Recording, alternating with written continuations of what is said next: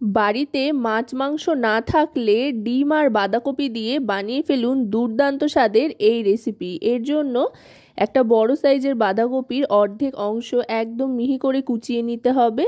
কুচিয়ে নিয়ে তাতে পরিমাণ মতো নুন মিশিয়ে ভালো করে হাতের সাহায্যেই একটু চটকে নিতে হবে। ঠিক এইভাবে কিন্তু করতে হবে যেভাবে করছি। এভাবে বাঁধাকপিটাকে ভালোভাবে চটকে নিয়ে একটু সরিয়ে রাখতে হবে, যাতে বাঁধাকপির থেকে জল ছাড়ে সেই জন্য। বাঁধাকপিটা কিন্তু এখানে চটকানো হয়ে গিয়েছে। এবার এটাকে সরিয়ে দিচ্ছি, এখান থেকে জল ছাড়বে। আর ততক্ষণে মশলা তৈরি করে নিচ্ছি। তার জন্য প্রথমেই মিক্সার জারে দিয়ে দিচ্ছি টমেটোর টুকরো বেশ খানিকটা পরিমাণে। এখানে দুটো মাঝারি সাইজের টমেটো রাফলি কেটে নিয়েছি। তার সাথে নিয়ে নিচ্ছি কাঁচা লঙ্কা। কাঁচা লঙ্কাটা আপনারা আপনাদের স্বাদ অনুযায়ী কম বেশি করে নিতে পারেন। আর আদা রসুন। এবার এটা পেস্ট করে নেব। পেস্টটা তৈরি হয়ে গিয়েছে। এবার নিয়ে নেব একটা মিক্সিং বোলের মধ্যে দুটো ডিম। ডিম দুটোকে ভালো করে ফেটিয়ে নিতে হবে।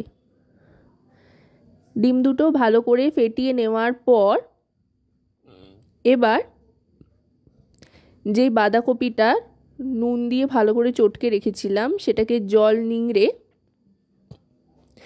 এই ডিমের গোলার সাথে মিশিয়ে নেব। দেখুন বাঁধাকপিটা যেহেতু নুন দিয়ে চটকে খানিকক্ষণ রেখে দিয়েছিলাম, তাই এর থেকে কিন্তু অনেকটা জল ছাড়ছে। আর জলটা কিন্তু অবশ্যই এভাবে নিংড়ে নিয়ে তারপরেই দিতে হবে, যাতে কোনো রকমের জল না থাকে, তা নাহলে একেবারে ল্যাতল্যাতে হয়ে যাবে। খুবই পাতলা একটা ব্যাটার তৈরি হবে, তাতে করে কিন্তু সমস্যা হবে। এবার দিয়ে দিচ্ছি এতে পেঁয়াজ কুচি। পেঁয়াজ কুচির পরিমাণটা একটু বেশি করে দিয়েছি, এতে করে টেস্টটা বেশ ভালো হয়। এবার দিয়ে দিচ্ছি লঙ্কা কুচি। কাঁচা লঙ্কার পরিমাণটা আপনারা আপনাদের স্বাদ অনুযায়ী করে নিতে পারেন কম বেশি। আর দিয়ে দিচ্ছি ধনেপাতা কুচি।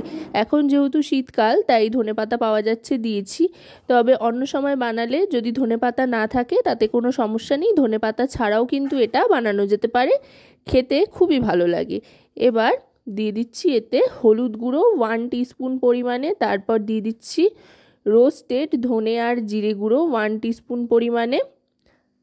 আর দিয়ে দিচ্ছি Kashmiri red chili powder 1 teaspoon পরিমাণে। এবার বাইন্ডিং এজেন্ট হিসেবে দিয়ে দিচ্ছি এতে বেসন। বেসনের পরিমাণটা কিন্তু আপনারা 2 থেকে 3 বড় চামচ মতো এখানে ব্যবহার করবেন।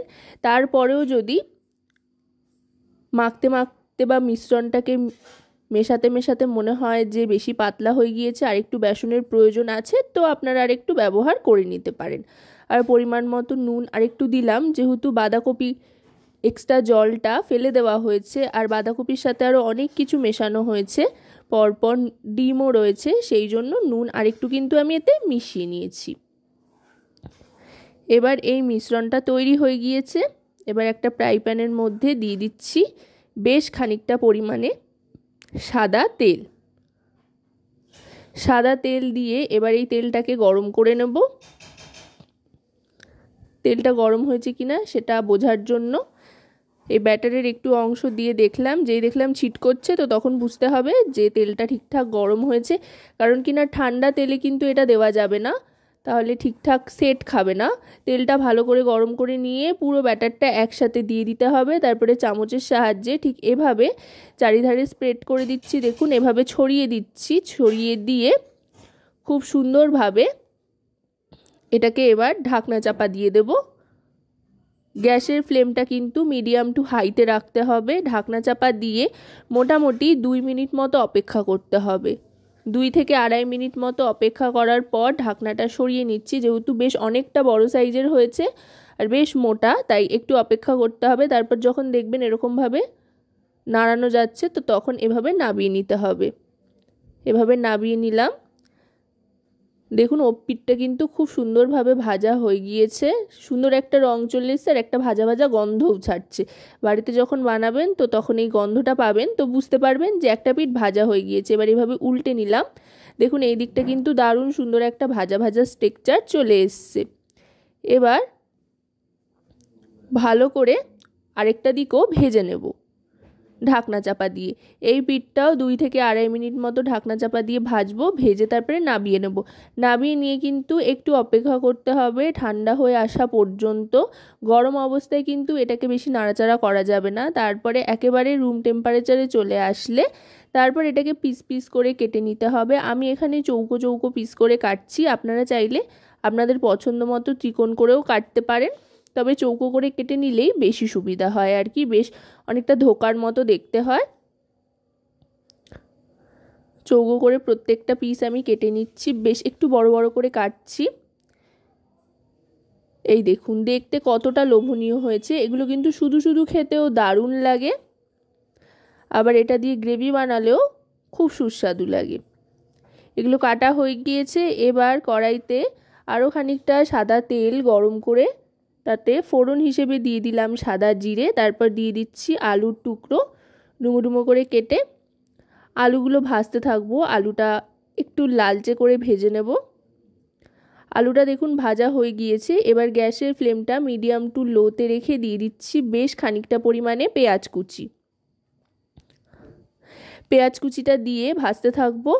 পেঁয়াজটা একটা হালকা ব্রাউন কালার আসা পর্যন্ত ভাজতে থাকতে হবে।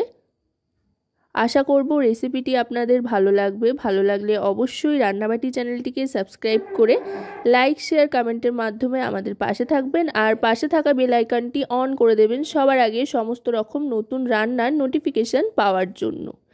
এবার পরিমাণ মতো নুন দিয়ে আদা রসুন টমেটো আর লঙ্কার যে পেস্টটা আগে বানিয়ে রেখেছিলাম সেটা দিয়ে দিলাম। দিয়ে এবার মশলা কষাতে থাকবো।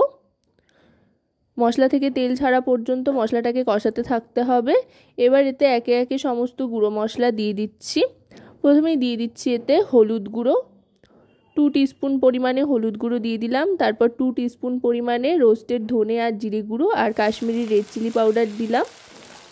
যেহেতু এই রেসিপিটা একটু মশলাদার হলেই বেশি ভালো লাগে, তাই প্রত্যেকটা গুঁড়ো মশলা 2 টিস্পুন করে এখানে ব্যবহার করছি। সবকটা দিয়ে এবার ভালো করে মিশিয়ে নিচ্ছি। মিশিয়ে নিয়ে দিয়ে দিচ্ছি জল। জলটা দিয়ে এবার গ্যাসের ফ্লেমটা মিডিয়াম টু লোতে করে সবটা একসাথে ভালো করে মিশিয়ে নেব। মিশিয়ে নেওয়ার পর ঢাকনা চাপা দিয়ে 2 থেকে 3 মিনিট মতো অপেক্ষা করে ঢাকনাটা সরিয়ে নিয়েছি। দেখুন আলুগুলো কিন্তু সেদ্ধ হয়ে গিয়েছে আর মশলা থেকে তেল ছাড়তে আরম্ভ করেছে। দারুণ সুন্দর একটা টেক্সচার চলে এসেছে গ্রেভিটার। এবার এর মধ্যে দিয়ে দিচ্ছি ধনেপাতা কুচি।